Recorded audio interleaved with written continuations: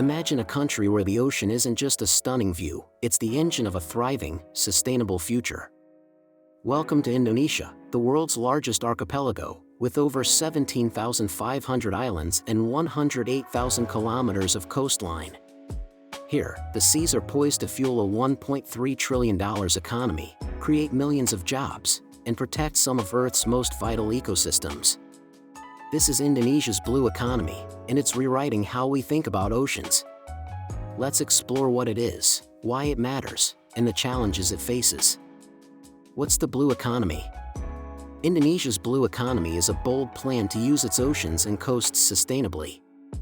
Think of it as a way to make money from the sea, through fishing, tourism, energy, and more, while keeping marine life healthy. Born from the 2012 United Nations Conference on Sustainable Development, it's like a green economy for the oceans, balancing profits with planet. Right now, it adds 6% to Indonesia's GDP, about $70 billion a year. By 2045, experts predict it could soar to 15%, or $1.3 trillion annually, according to Indonesia's Ministry of Marine Affairs. For a nation where the ocean is a way of life, that's a game changer.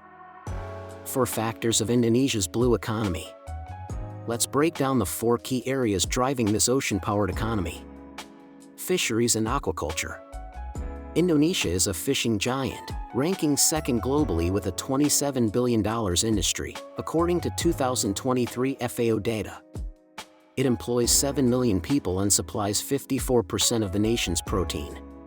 But here's the catch, 38% of its fisheries are overfished.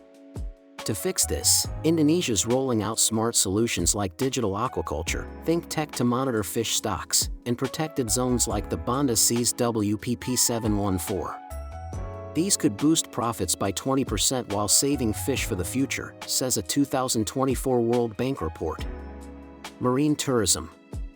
From Bali's beaches to Raja Ampat's world-class dive sites, ocean tourism brought in $21 billion in 2019, according to Indonesia's tourism ministry. It's a lifeline for remote islands, creating jobs for locals. But with 33% of coral reefs in poor shape, ecotourism is the focus, think sustainable resorts that protect reefs while boosting local economies. By 2030, ecotourism could add 2 million jobs, according to a 2025 ASEAN report. Renewable marine energy. Indonesia's tapping the ocean for clean energy, think tidal waves, offshore wind, and floating solar farms. With 40% of its energy still from coal, according to 2024 Energy Ministry data, these projects could cut fossil fuel use and attract $10 billion in investments by 2030, says Bloomberg. It's a win for the climate and new jobs. Conservation and waste management. Plastic pollution costs Indonesia $450 million a year, clogging seas and hurting tourism, according to a 2023 UNEP study. But solutions are emerging. 600,000 hectares of mangroves are set to be restored by 2025, acting as natural barriers against storms.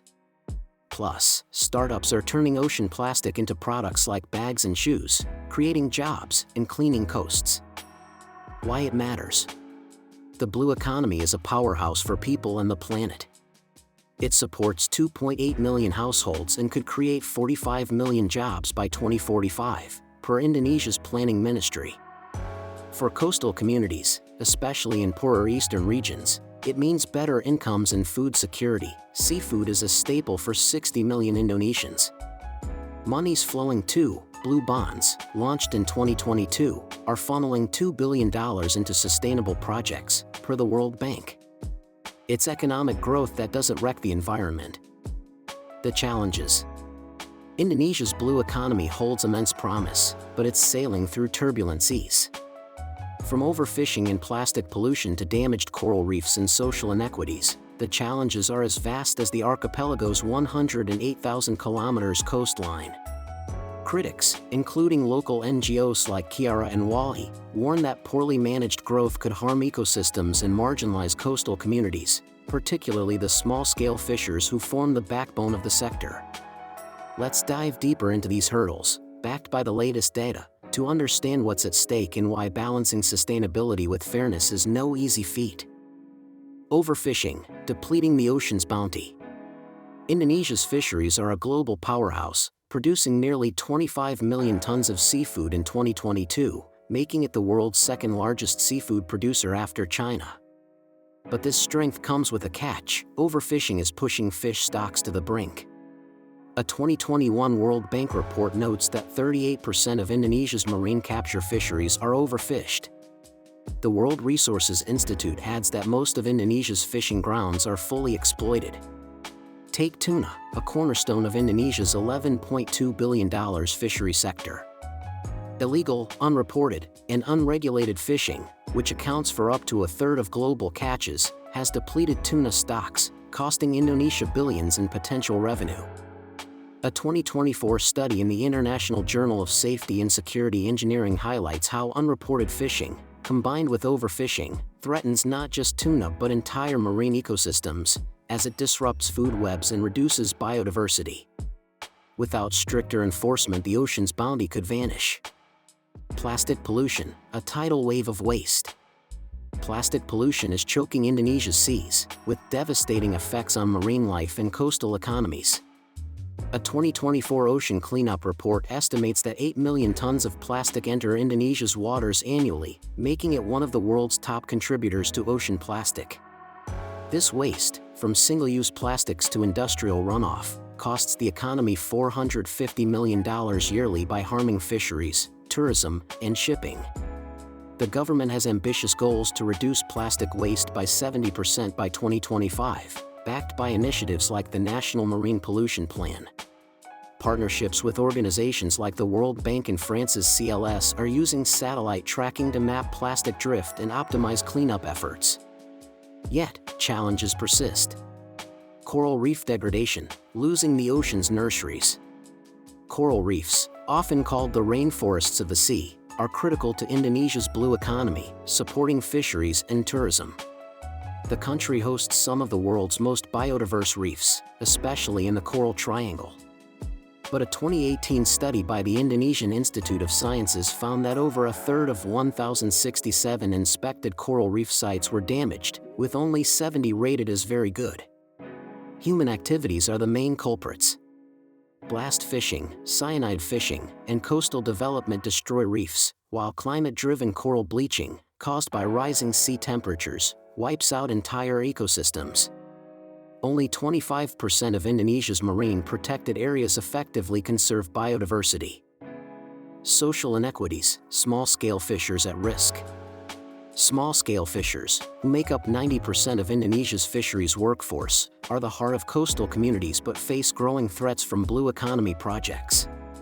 Groups like Kiara and Walhi warn that large-scale initiatives, such as foreign-funded ports and industrial aquaculture, could sideline these fishers, exacerbating poverty. The 2024 quota-based fisheries policy, aimed at maximizing state revenue, has sparked controversy. Critics, including the Indonesian Ombudsman and Destructive Fishing Watch, DFW, argue it lacks robust monitoring, risking overexploitation and favoring industrial fleets over artisanal fishers. A 2024 marine policy paper notes that small-scale fishers are often excluded from policymaking, leaving their economic interests unprotected. Governance gaps, why the rules aren't working.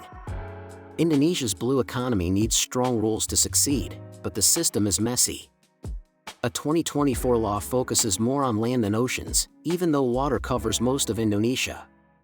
Experts say it ignores big issues like overfishing and pollution, and marine projects get way less funding than land ones. Government agencies, like the Fisheries and Forestry Ministries, don't work well together, causing confusion and weak enforcement. A 2024 study shows local fishers, who know the seas best, are left out of decisions, leading to bad practices. Plus, there's not enough data on fish stocks, making it hard to manage them. To fix this, Indonesia needs better teamwork, more local input, and solid data to make the blue economy sustainable. Indonesia's big moves. Indonesia's stepping up with bold ideas. At the 2025 ASEAN Blue Innovation Challenge, 60 startups showcased fixes like sustainable shrimp farms and plastic recycling tech. The country is also a global leader, launching the ASEAN Blue Economy framework in 2023 to guide sustainable ocean use across Southeast Asia. Partnerships with Sweden and Japan are bringing in tech and cash, while Indonesia's Blue Economy roadmap to 2045 sets a clear path. It's inspiring other nations, with the United Nations citing Indonesia as a model in 2024. The big picture. Indonesia's Blue Economy is a vision of wealth, jobs, and a healthier planet, all powered by its vast oceans. It could transform lives, feed millions, and show the world how to use seas sustainably. But it needs innovation, fairness, and global teamwork to tackle challenges like pollution and inequality. What do you think? Can Indonesia's oceans lead the way to a brighter future? Drop your thoughts below, and let's talk about it.